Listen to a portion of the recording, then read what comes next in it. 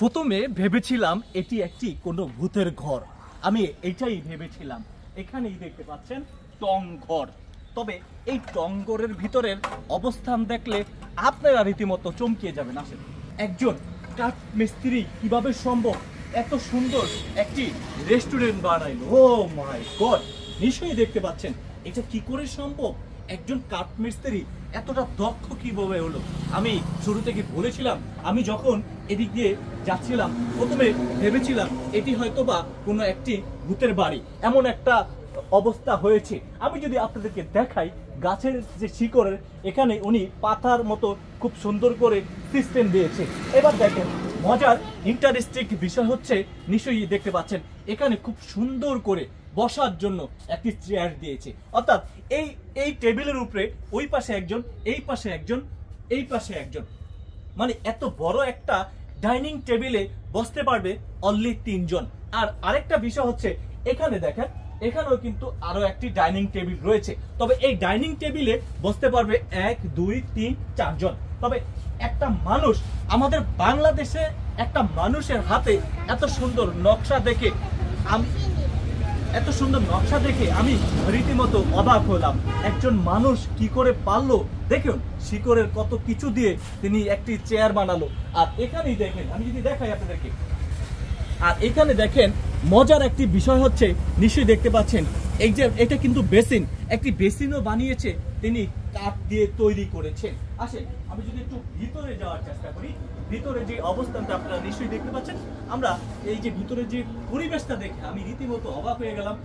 আমি যদি দেখাই এই পাশ থেকে যদি একটু আসেন, এখানে যেটা যেমনটা বোঝা যাচ্ছে আর কি, এটা হচ্ছে কোনো একটি বট গাছের, নিশ্চয়ই দেখতে পাচ্ছেন এটি কোনো একটি বট গাছের।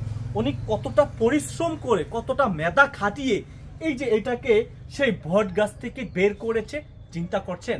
আপনারা কি চাইলে পারবেন না? আমার মনে হয় না। উনি অনেক পরিশ্রম করেছে, অনেক মেধা খাটিয়েছে। মেধা খাটিয়ে এখানটা একটু দেখান, মেধা খাটিয়ে এত সুন্দর একটি টেবিল বানিয়েছে। দেখতে পাচ্ছেন এত সুন্দর টেবিলটি দেখে আমি নিজেই অবাক হলাম। আর একটি মজার বিষয় হচ্ছে এখানে যদি আপনাদেরকে দেখাই, একটু দেখানোর চেষ্টা করছি যে ঘরটিকে বানিয়েছে একেবারে যে খ্যার রয়েছে উপরে, সেই খ্যারের অংশ দিয়ে কিন্তু ঘরটি বানানো হয়েছে। এবার আসেন, আমি এই পাশে যেমনটা দেখতে পাচ্ছি, আমি যদি ধরেন একটু এই পাশে নেন, আমি যদি এখানে একটু বসলাম, বসে কতটুকু আরামদায়ক নিশ্চয়ই বুঝতে পারছেন। রাজকীয় চেয়ারে কিন্তু আমি বসে আছি। আপনার লক্ষ লক্ষ টাকা আছে, কিন্তু হয়তো এরকম চেয়ার চাইলেও কিন্তু আপনারা পাবেন না। নিশ্চয়ই আপনারা দেখতে পাচ্ছেন। আমি যদি দেখাই এখানে যেমনটা দেখতে পাচ্ছি, আপনি যখন পানি খাবেন সেই পানির গ্লাসটি নিশ্চয়ই দেখতে পাচ্ছেন, এত সুন্দর নকশা করে সেই গ্লাসটি বানিয়েছে, তাও আবার নারকেলের ফেলে দেওয়া আচা দিয়ে কিন্তু তিনি এই গ্লাস বানিয়েছে।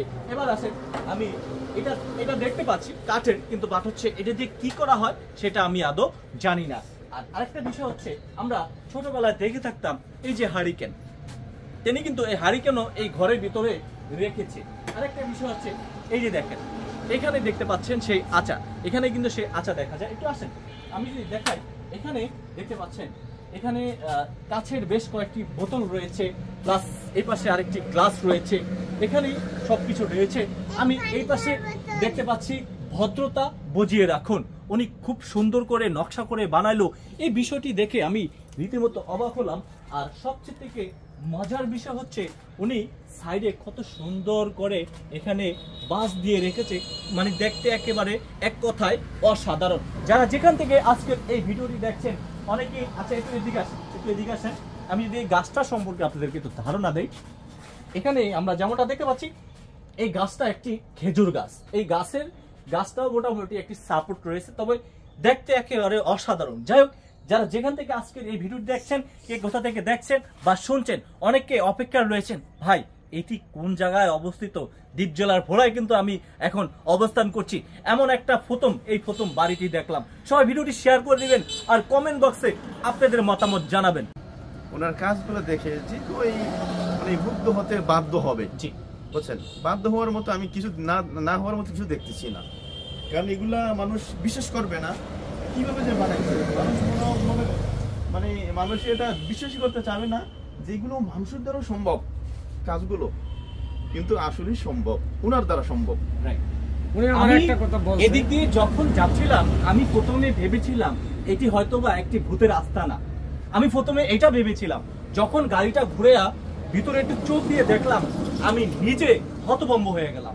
ও মাই গড, একটা মানুষের পক্ষে এটা কি করে সম্ভব, যে তাও আবার এই প্রথম আমি নিজে দেখলাম অসাধারণ টঙ্গর রেস্টুরেন্ট। হ্যাঁ, আমরা এই পাশটা দেখতে পাচ্ছেন, এই যে এই পাশটা দেখতে পাচ্ছেন যে শিকড়টাকে কি বানাইছে? হ্যাঁ, শিকড়টাকে কত সুন্দর করে মনে হচ্ছে এখানে পাতা জ্বলছে, রাইট? Right. আচ্ছা, দেখতে পাচ্ছেন। আর বিশেষ করে হয়তো উনি এই যে আপনারা দেখতে পাচ্ছেন যে পাখির বাসাগুলা হয়তো উনি চেষ্টা করলে এই যে পাখির বাসাগুলা যে তিনি বানিয়েছে, চেষ্টা করলে এই পাখির বাসায় পাখি দেওয়াও কিন্তু সম্ভব। হ্যাঁ। উনি যদি এইটাকে সম্ভব করেছে তাহলে মানে এগুলোও কিন্তু সম্ভব। কিন্তু এমন একটা জনশূন্য অবস্থায় পড়ে আছে, দেখতে পাচ্ছেন। যদি ওনার আর্থিক অবস্থা একটু ভালো হয়, জি, এরকম যদি কেউ এরকম সহযোগিতা করে উনি, তারা আরো অনেক সুন্দর সুন্দর জিনিস বানিয়ে দিতে পারবে উনি। উনি একটা কথা কারণ বলছে ওনার যে আর্থিক অবস্থা আমার সমস্যা। আর্থিক অবস্থা কম, আমার যদি আর্থিক অবস্থা একটু ভালো হয় তাহলে আমি জিনিসটা আরো সৌন্দর্য করব, কিন্তু আমি টাকার জন্য সৌন্দর্য করতে পারতেছি না। আমার মন আছে সৌন্দর্য করার, আমার অর্থ নাই। আচ্ছা, আমার যদি কেউ সহযোগিতা করতো তা আমি অনেক কিছু সৌন্দর্য করিয়া এই দেশের মানুষের দেখাইতাম। আমি টাকার জন্য পারতে আছি না।